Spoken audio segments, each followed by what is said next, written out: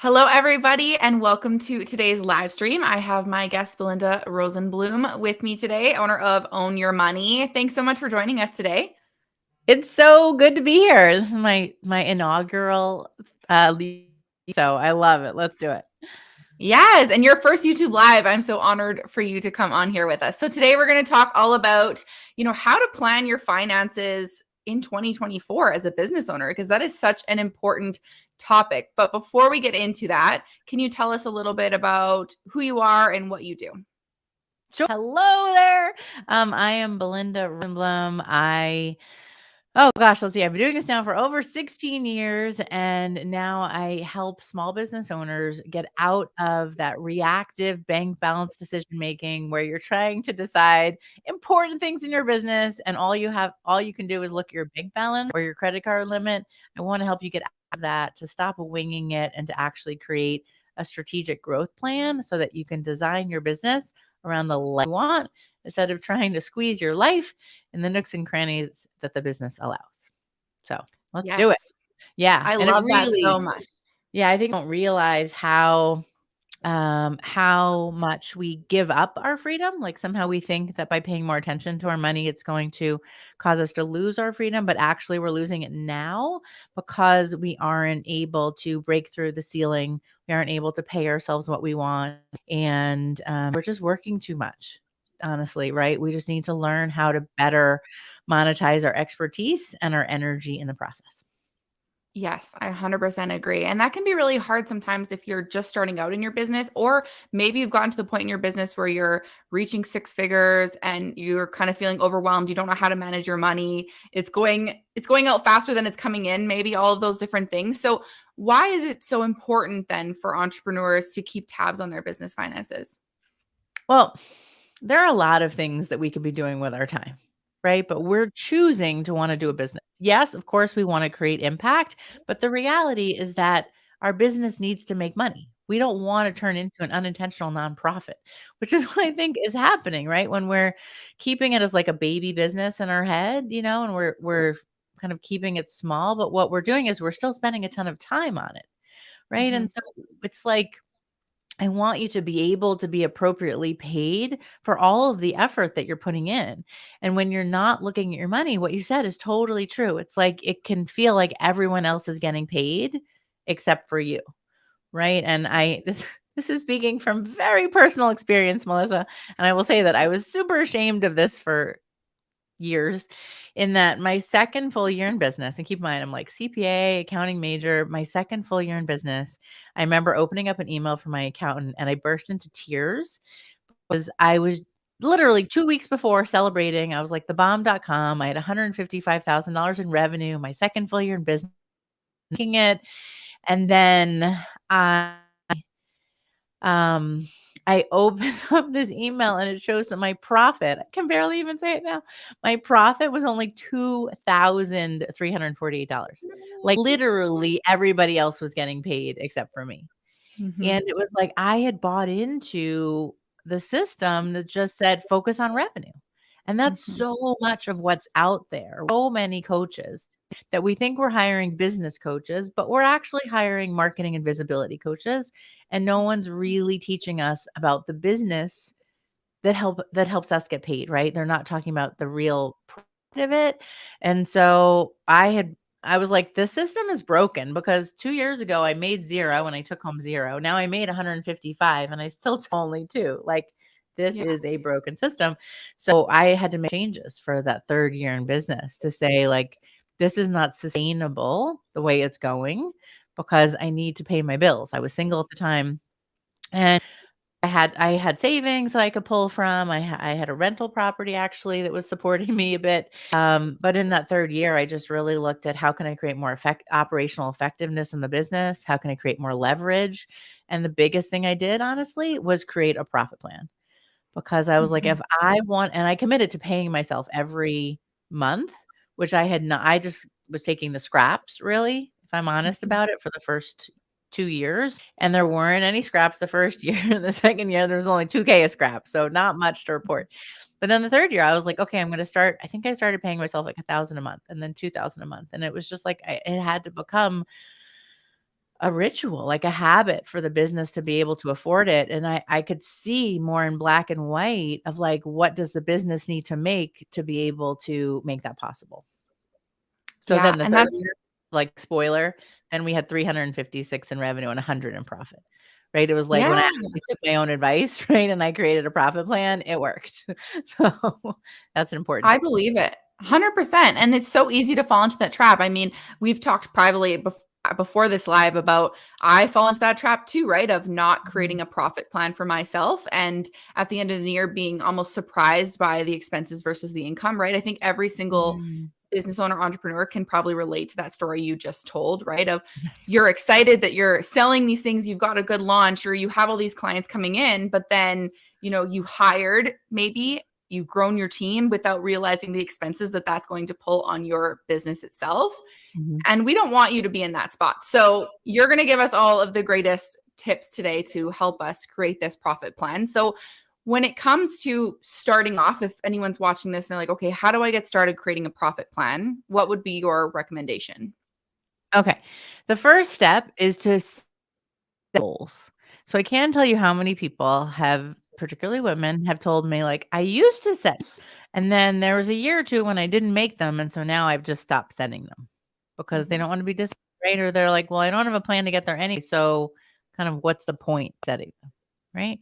And so my approach is let's set them and let's set them intentionally. Because so many people feel like I just pull them out of the air, I pull the number out of my butt, and I'm not committed to it because I'm not really sure. Like someone said this would be a good goal, or my friend had this goal, and like I need you to own the goal, right? And so Mhm. where everybody start is use your self calculator to figure out what did they want to get paid, what did they anticipate their expenses to be, what do they need to pay off debt or to start to create a reserve account, and then the calculator actually tells you what you need your revenue goal to be by month and then for the year.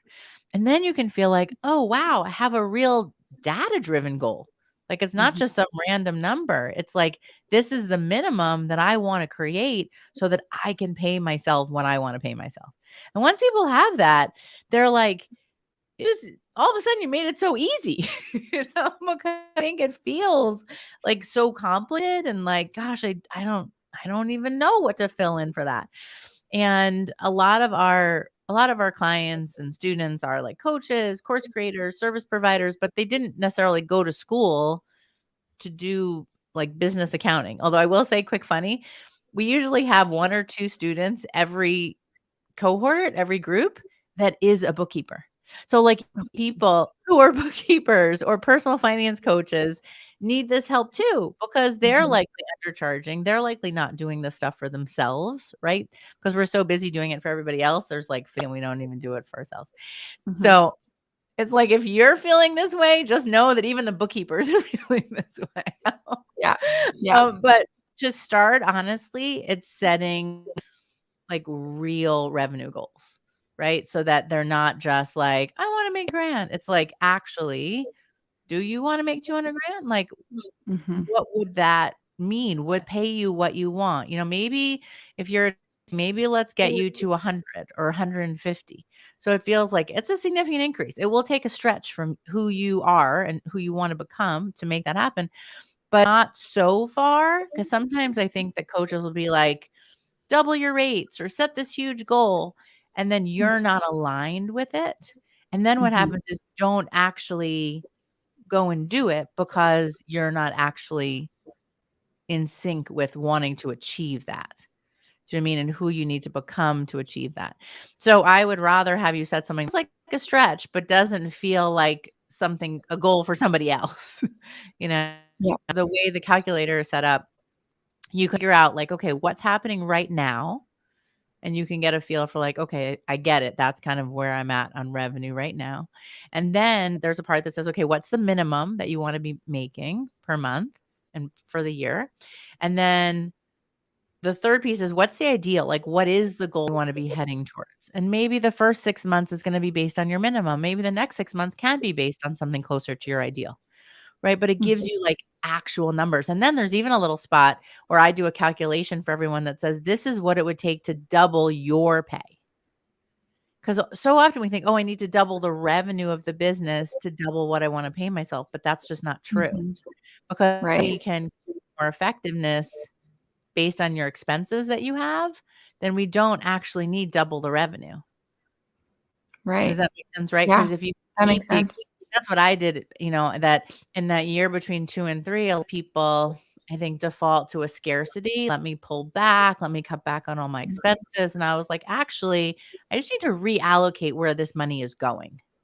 So instead of it going to an admin, for instance, that wasn't doing revenue generating activities for me, I hired another coach who worked on our team that then I made money when she was.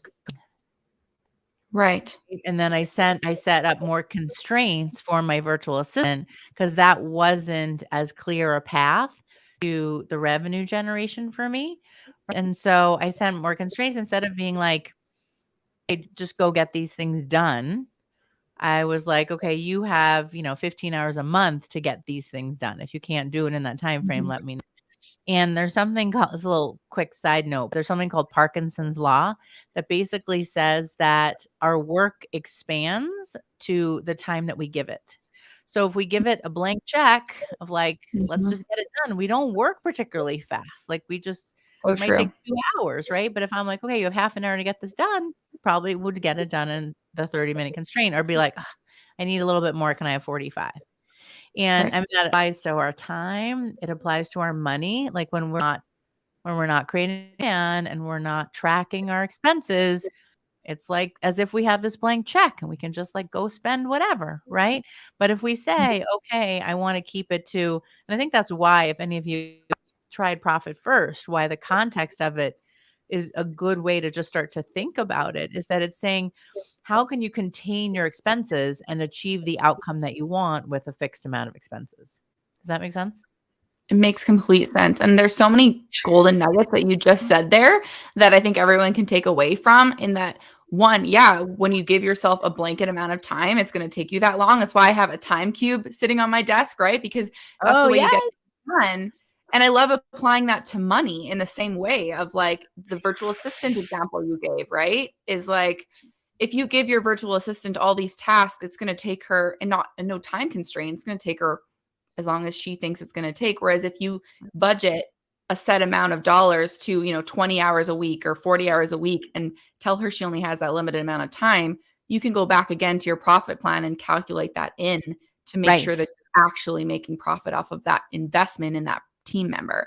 And I've right. never thought about it Mhm. that way. And that is so genius to give yourself a budget when it comes to hiring team members to make sure you're actually profitable at the end of the day. Because I know that when you start growing a team outside of being a solopreneur, that those expenses can kind of get out of hand really quickly. And so I love the Mhm. idea of putting that time constraint and that budget on yourself. That's amazing. Yeah, And and on the side, let me just say one more quick thing. A yeah, lot of people think, "Oh, I'm too small to have a team," or, "I'm not ready, but I'm so tired of doing all this admin myself." There's really something important that just says, "Well, actually, let's just budget in," because when you actually do a profit plan with me, right, it's that, how do you actually budget in the team that you want?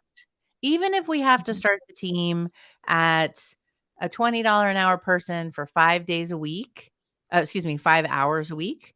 So that's $100 a week, $400 a month. If we gave you back 20 hours, like how much money could you make in 20 hours? mhm. I would hope, right? Even if were working too hard and you just wanted to use 10 of them for yourself, like Yeah, you needed to like not work evenings or something. Still in 10 hours, you could have sales calls, you could book some collaborations in there, like you could be in revenue generating action.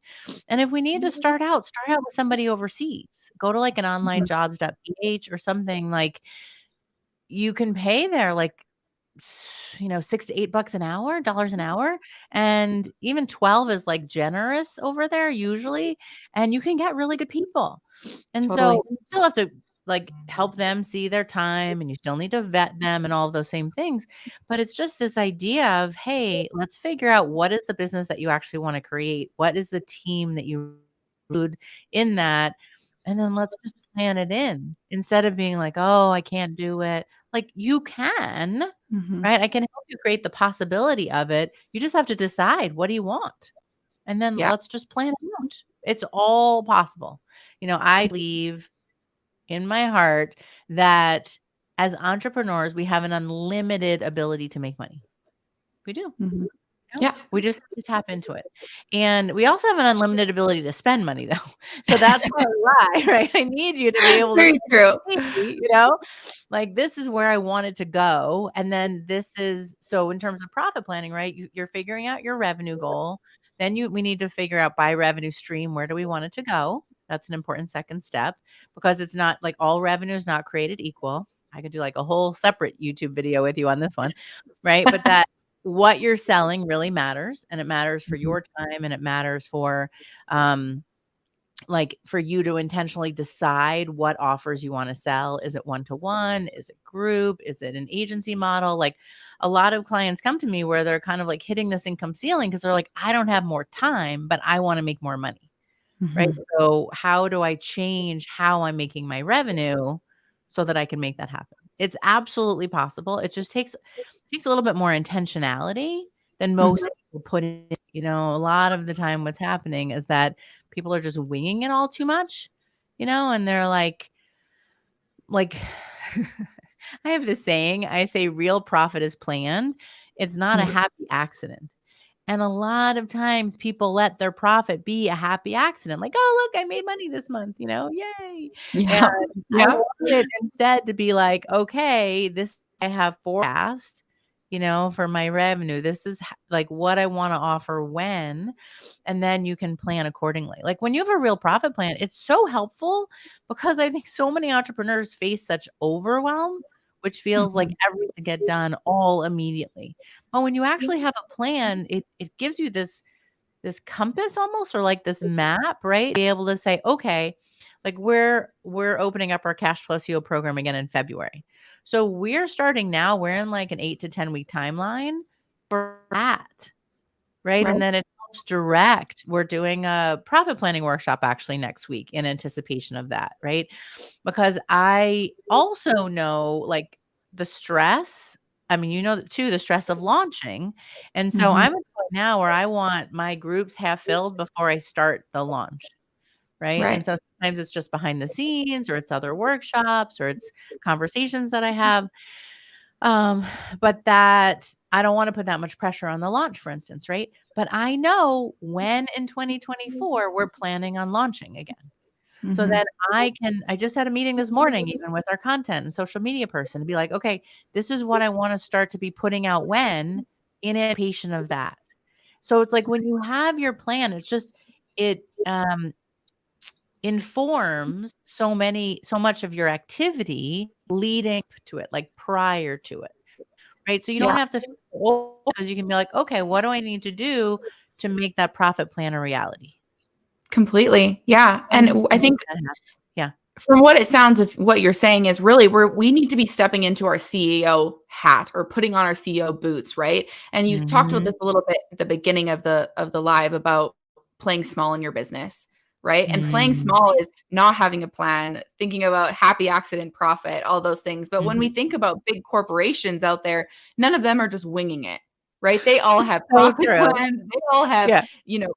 chief financial officers, like they have systems in place to make sure they're following a profit plan. So we need to put that same thing into place for our businesses Yeah. and use the profit plan along with our marketing plan to work together to make sure that we Mhm. know our profit goals and know what the actual goals, if we're reaching them at the end of our launches, right? Yeah, I wanna talk about that really quick because it's so true.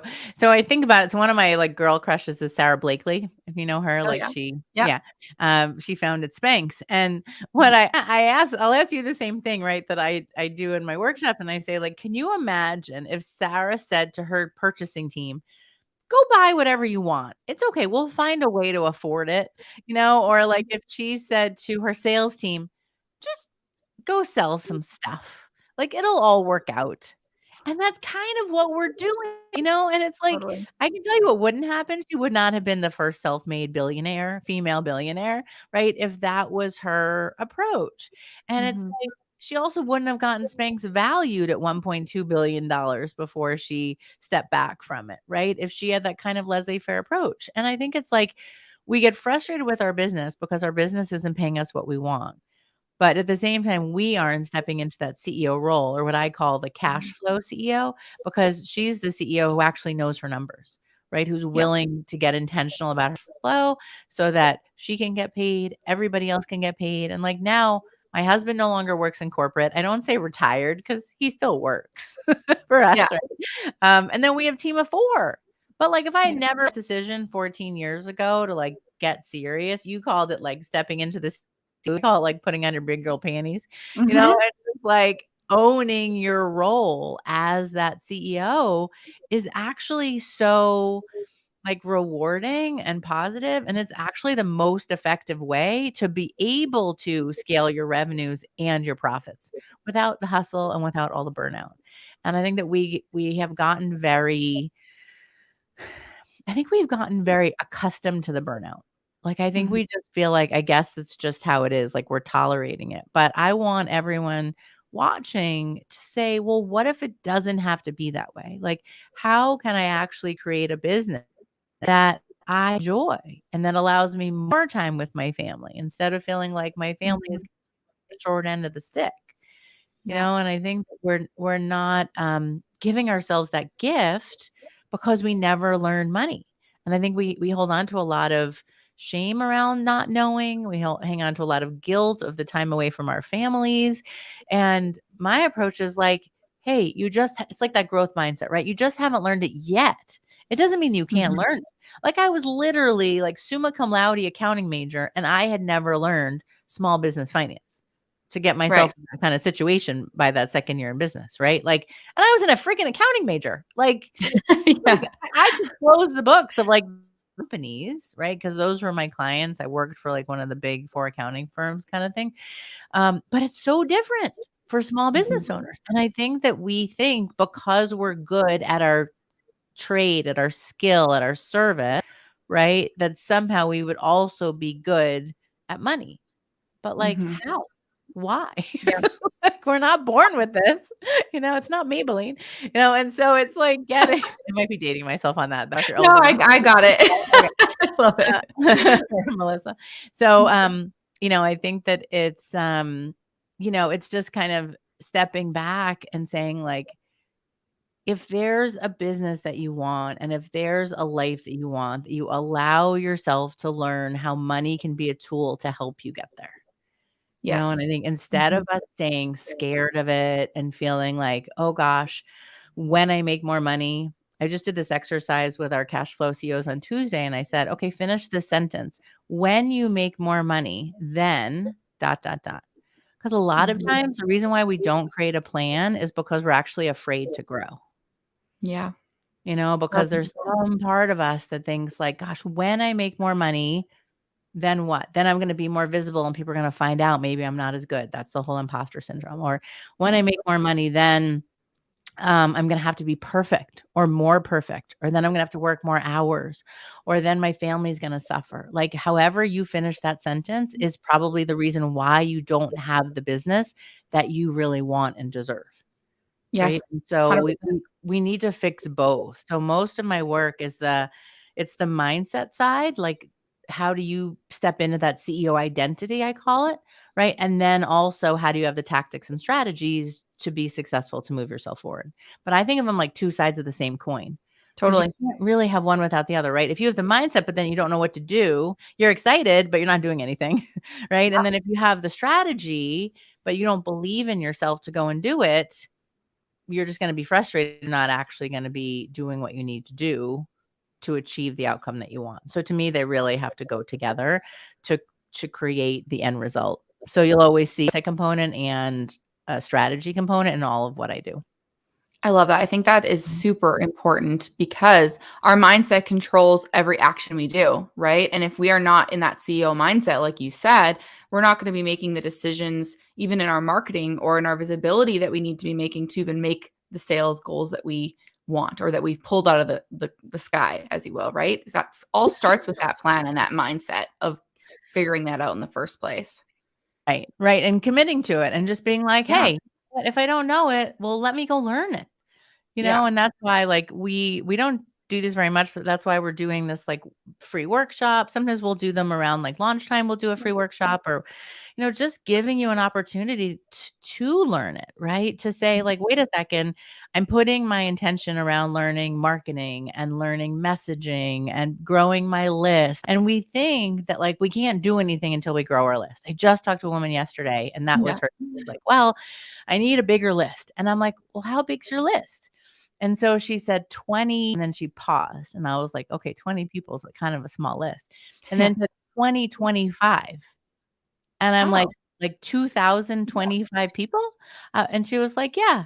And I'm like, "That's not even a small list." I'm like, yeah. 20, that would have been a small list. 200, kind of a small list, right? But I'm like, 2,000 people is plenty for us to work with. And I said, Mhm. she's like, "But I tried to sell this $97 product and people didn't buy it." And I'm like, "Right, because I think that there was an alignment between your offer and the people." Mhm. So that's why when we're creating profit plans, I spend time on offers and that revenue stream breakout I was telling you about, Yeah. because your profit plan is only as good as the offers that you're selling, right? So a lot Yes. of times people come to me when they're like 80% of their offer is quite good, but the 20% that's a little bit off is pushing away the 80% of the clients that need them. Yeah, that's interesting. I wanna dig into that a little bit. Like, what do you recommend when it comes to offers? Like, when someone comes to you, is there something that you audit when it comes to their offers to make sure that they can reach that profit plan? That's a good question. I'm like, I should do an offer audit. You Doing it should, right now. totally. Yeah, a lot of times I'm super intuitive about this, which is kind of funny because just like super linear, but I'm very tapped in at this point. And so it's like I can usually hear the offer and then hear like how it's been selling, right? Like who's coming into it and who your market is. And a lot of times it's a mismatch between the who you're trying to target and the offer that you're trying to get to them. Mhm. And it's often that haven't either they have like too big of a who they're after kind of an idea. And like when you're trying to market to everybody, you're really marketing to nobody. Right, Mhm. and then they have what they wanna sell in the offer, but there isn't really a match between that client that they like a more niched client that they could work with and a more specific product or really program that matches the who, right, and the needs, the problems that the who already knows that they have, right? So a lot of times it's kind of having people explain their offers to me. I'm actually thinking about doing just an offer intensive in January, but you have to DM me at Own Your Money directly for that one because I think it's going to fill up before it even goes public. But that, and we teach that inside Cash Flow CEO because it is such an important element. But that most of the time we're trying to talk to too big of a group, right? So we Mhm. can't be specific enough in the problem. So we need to niche down the who and then take our offer and make sure that it's matching the problems that they already know they have and speaking to those problems. Because I think sometimes it's like we know what they need, right? So we're trying to sell them what they need, but that's not what Mhm. they're connecting on. Right. And, that's why you may have heard that saying, right? Like sell them what they want and give them what they need, right? Yeah. So like people, in my case, people just know that they wanna pay themselves better, or they just know they wanna make more revenue. But I need to kind of educate a little bit to say like, okay, the path to get there, the simplest, easiest, most effective path is to create the plan, and then we can execute the plan and make sure that you are the right person with the right mindset to execute that plan. Because if your mindset is still, and I think the word mindset is like so overused, but I haven't created Yeah. something better. Maybe identity. I don't know. Sometimes it's about like facing your financial fears, but just like Yeah. if you're not the right person, then you're still not going to execute the bigger plan, Yeah. And so I think that it's really a matter of like making sure that there's alignment, offer alignment, right, with the who that you want to serve. I heard this great analogy the other day. I don't know if you know Brandon Lucero. He's Mhm. great. He has a podcast, program, all the things on messaging. So he was giving me this example, and he was saying, like, imagine that you're in a car driving down the highway, and when you cross 40 miles per hour, your car starts to shake. Okay. Not the best. Mhm. Like, let's just say it's your timing belt. He's like, I don't know cars. I have no idea if it's really your timing belt, but let's just say it's your timing belt. Now you're driving down the road, you're in a hurry, so you're driving over 40, your whole steering wheel is shaking, and you see a sign that says, come in, we'll fix your timing belt in 15 minutes or less and get you back on the highway.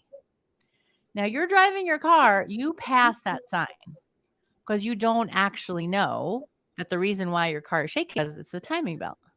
Right. Right? So now the next sign down the road says, "Is your car shaking when it passes 40 miles per hour? Come in and we'll fix you right up and get you back on the road in 15 minutes." And then you pull over for that one because that's speaking to the problem that you know that you have, right? Mhm. And I think that that's part of the problems with offers sometimes is that we're trying to speak to what we know the problem is, to the timing belt, instead of speaking to the shaking. Yes. And so a Yeah. lot of times that's what I see is like a problem with the offer because it's not talking to the quite the right who with quite the right messaging. Right. Makes sense? Yeah. And sometimes the pricing is all screwed up, but that's a conversation for another day too. I was just gonna say, yeah, are we pulling pricing out of, thin air or what we see online, or is it according to our profit plan? I'm sure you have a lot to say on that, but I do.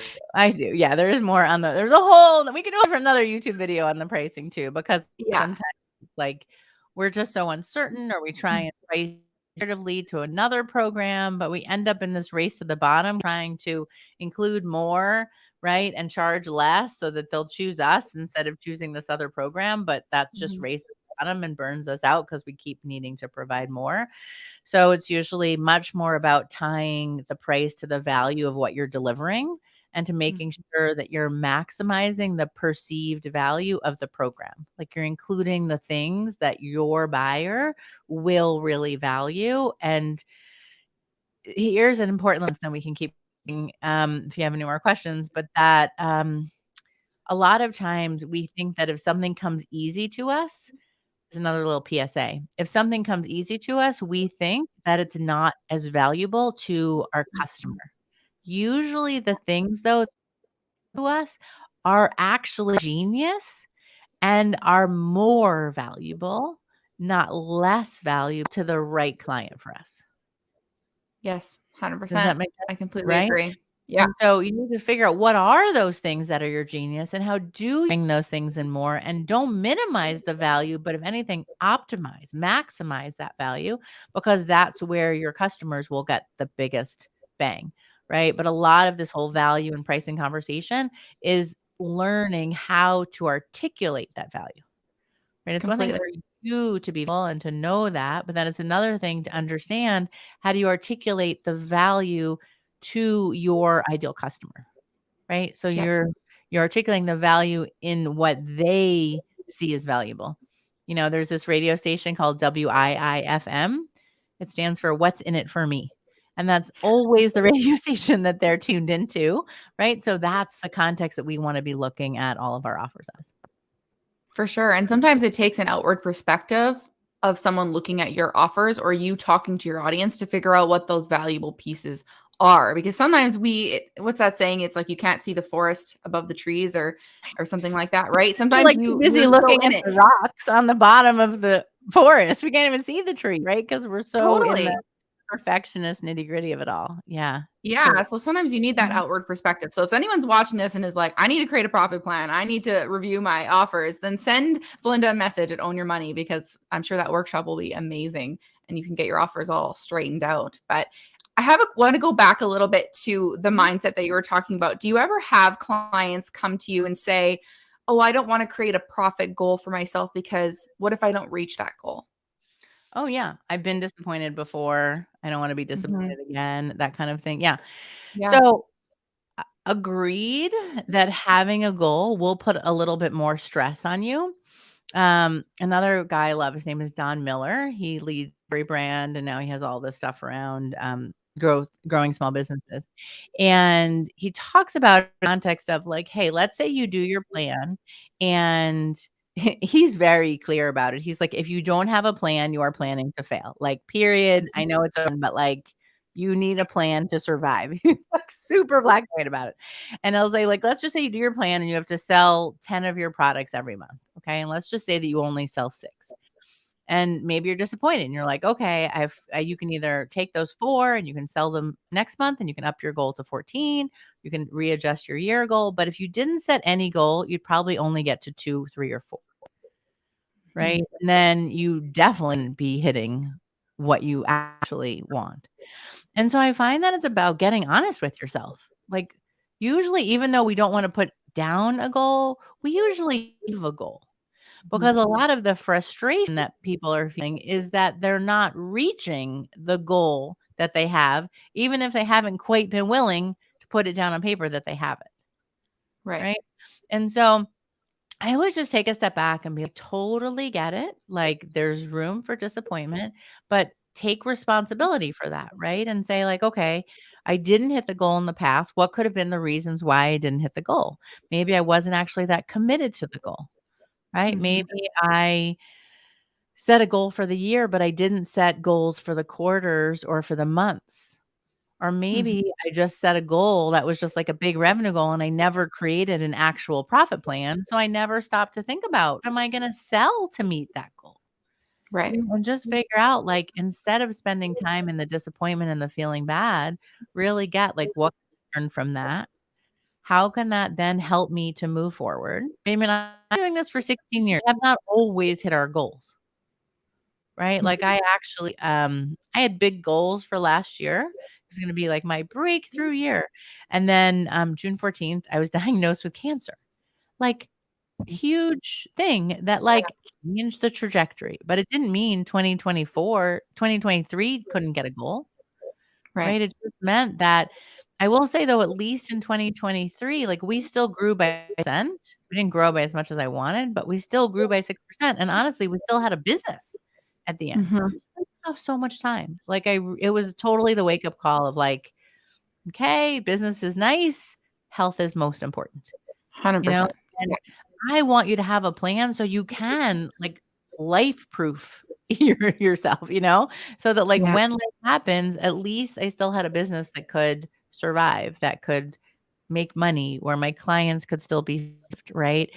And I think if I didn't have a plan, if we hadn't thought that out, if I didn't have some support on my team, I'm not even sure we would have a business a year later from having Right. gone. Yeah. And so Yeah. I think that it's just like, I get it. I get that stuff has happened, and we don't have to let the past control our present and our future. We just have to learn from it and then make a decision about what we can do differently moving forward. Right. And to know that you're always more likely to reach a plan or actually have a plan, and a lot of times I hear, like, I actually just put this on a reel, on Instagram. Like, some people will say to me, "Well, it just feels uncertain. Like, I don't know what's gonna happen." Well, it's like, right, but at least you can direct where you want it to go. Like, if you don't if you know where you're going, no road takes you there, or any road takes you there. Like, you just feel like, "Squirrel, squirrel, squirrel," right? You Yeah. don't know where you wanna be going. But at Yeah. least if you make the decision, and then other things might come up, but now you can work around it because 'cause you've made your direction.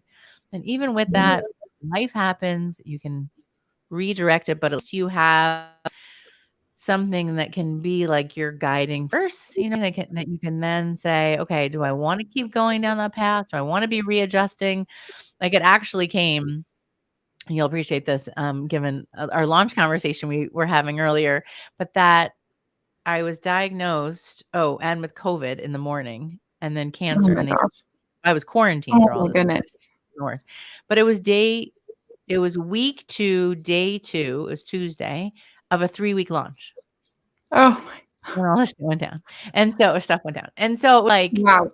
like, that launch, I just let it be 3 people. Like, and I learned my lesson. That's why we go into our launches now usually half filled, because I just don't want that much more on any given week or 2 weeks of the year, you know? Right. And so the point of all of this is like, yes, I absolutely can appreciate not wanting to set goals because you don't want to be disappointed. And it's actually hurting your growth by Mhm. staying in that mindset, right? That's one of those like solopreneur activities instead of CEO activities. And we Yeah. want to help you start to see, how do you step into that CEO identity? You were nice, you stepping into the boots. I said putting on the big girl panties, but like we just need to have you recognize, like, and if you want to stay at 30K, 50K a year, like totally cool. But if you have bigger aspirations, particularly if you left corporate, and so if you're looking at it like, okay, well, I kind of need to make up for the salary that I don't have, corporate Mhm. job over there that I just left, then we need to figure it out. We need to create a plan so that we can see how much we can pay you. Yes, 100% agree with everything there that you just said. Um, and if you guys want to do this profit plan for yourselves, you can click the link below. And I have a link to Belinda's Pay Yourself Calculator. And I've checked it out. I put my information in it. It's amazing. And it does just give you that overview of what do you need to be making to reach your goals minus your expenses Mhm. and Mhm. doubling your payments. We talked about all that earlier, but definitely go and download that, check that out, and make sure to follow Belinda too on Instagram and all her places. I have her username below as well because she has amazing information on there as well. But thank you so much. This was amazing. You gave us so much good stuff about really taking ownership, being a CEO in your business, coming up with a profit plan, your offers, all of those things. I'm sure we could probably talk for another half hour about all of this stuff Right? because it's such an important topic. But I know you have a group coaching program as well that if anyone's interested in, they can come join. Do you have anything you want to kind of say about that if people are interested? Yeah, so that's called Cash Flow CEO. That's really for the business owner that's at that like 50K to 250K mark, right? So where you're already earning some money, usually like 5K a month, and you're hitting that ceiling and you're kind of at the point of like, okay, wait a second. I want to keep making money. I'm running out of hours. So how do I start to change my offer suite? How do I need to change my pricing? How do I need to change how I'm showing up in the business to make that happen? Right. So we really look at your CEO mindset, your money systems. Sometimes people are a little bit chaotic behind the scenes, right? A little bit of a hot mess. No Yeah. judgment. We just have to work that out because we can't build the 20-story building on a foundation of sand. And I think Yeah. that's sometimes what we're trying to do. And then we need the profit plan to scale. And then we need a support system for you, right? Because I feel like if you can achieve your goals completely on your own, your goals probably aren't big enough. And I really want to see women. I mean, we make up like 2% of businesses that are over $1 million. Like that is just not enough. What if it were 10% or Yeah. 20%? Right? Why do we stop? I mean, and 80% or less than $100,000 for that matter. Right? And $100,000 revenue business probably isn't even paying you what you want. And that's a lot Mhm. of times what people start to realize is that they're like, okay, wait a second. My business is making $100,000, but I'm not making $100,000. What Yeah. could that look like, right? What could $100,000 profit to you look like?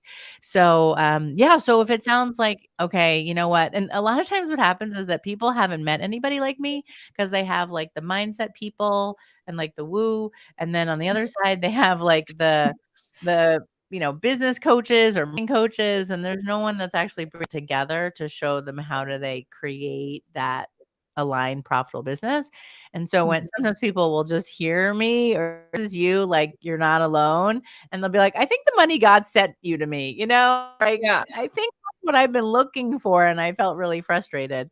And then yeah, so just send me a quick DM, screenshot this, or tag Melissa and I in we'll tag Wandermint Creative for Melissa, tag me on Instagram or just send me a DM and hook you up with an application. Even though we don't open till February, I do some behind the scenes with some bonuses for people who hear me on, programs like this and are like, where have you been all my life? So I'll take, Yes. yeah. 100%. I'm sitting here being like, "Ah, where have you been all my life?" 'Cause what you were saying speaks so much to, I think, my audience too, because my biggest thing with my business and my core values of teaching everyone is how can we create a business for you that you can close your laptop and still bring in sales, still bring in leads, right? And you're not Yeah. working 24 hours a day. That's my goal for everyone in my Mm, community. And so you're really doing the same thing, but with the money. So it's such a beautiful Yeah. match of once you Yeah. have leads, once you have sales, how can we create a profit plan to reverse engineer Mhm. that and make sure you're getting paid what you need to be getting paid to live the life you want. Right, So I totally, and make sure that, like, once you have the audience, right, that you're getting them the offer that will align with why they're there, right? Why they're in your audience versus somebody else's audience, you know? yeah, And so I totally agree with you. It's such a nice match because, like, if we can help them get the leads and they wanna make more money, then I can help them make the money and manage the money, and everybody wins. exactly. I love Exactly. it. I love it. So last Thank you. question for you that I ask every single one of my guests when they come Okay. on to my YouTube channel is, what is the biggest lesson you've learned in your business so far? Oh gosh. Well, it's funny. The first thing that popped in my mind was create a profit plan, right? Because I lived through the, 2K profit, and, that was sort of the hardest lesson. But then really, I think what did you say? The biggest lesson that I've learned is that we can't sacrifice ourselves at the altar of our business. And I think Yeah. for too long, I was, like, always business first, and I would work evenings or weekends, or I would just, like, put myself last, and I think that with everything that happened last year, it just really was a wake-up call to be like, "No, like, you need getting your sleep, you still need to be working out, like, we need to take care of you because you are the greatest asset in the business." Yeah. And so I think that that's probably the lesson that's made the biggest impact, kind of, like, besides the strategic, everything with me, right? There's the mindset side and there's the strategy side. So even my answer to this, I think, has both, right? Because Yeah. there's the how do you need to be taking care of yourself, and then what do you need to be doing to support, to have the business support that. Yeah. So there you I go. love that. I love that. Take care of yourself, take care of your business, make it easy on yourself as much as possible anyways. Yes. Yeah. Exactly. I think there is an easier way to do business. I think that we get really used to this pattern of working too hard, you know Mhm. what I mean? And thinking like it has to be. Yeah. And I think that when we can actually step out of it and be like, "Oh, maybe there is an easier way, but I can't see it." Like, we're in the box and we can't see the writing on the outside. And that's when Mhm. sometimes I just did one of these calls, um, because when you well, if you message me, I'll give you one of these 15-minute calls just because you came from Melissa. But so I'll do these little 15-minute, like, game plan calls when I'll do a workshop or something, and I was talking with this one woman, and I was like, "I think you're leaving a ton of money on the table by not doing this XYZ offer." And she was like, "I never even thought of that." And we just mapped it out, and I was like, "Well, it's pretty much a $50,000 revenue stream for you?" And she was like, "Okay, maybe I'll look into that." But Yeah. sometimes we just can't see it because we're so, like, in our world and our limitations, right? And so when you have someone who has expansive thinking that can see what you're doing and be like, "Oh, well, what about this?" And then it's like, "Oh, that's actually a really nice fit. Let me try that on." Yeah. And then it's just like a whole new level of what's possible. Yeah, 100%. Yeah. 100%. Well, if you guys wanna take her up on that offer, that is a generous one, so definitely message her over there and, she'll workshop through all those offers with you. But thank you again so much. This has been amazing. If anyone is watching the replay, you can leave comments below, and I'll make sure to get back to you. And if you have questions, again, message Belinda over on Own Your Money on Instagram. All That'd right. be awesome. Thank you so much for hosting me, Melissa. Super fun. Thanks for coming. All right. Bye.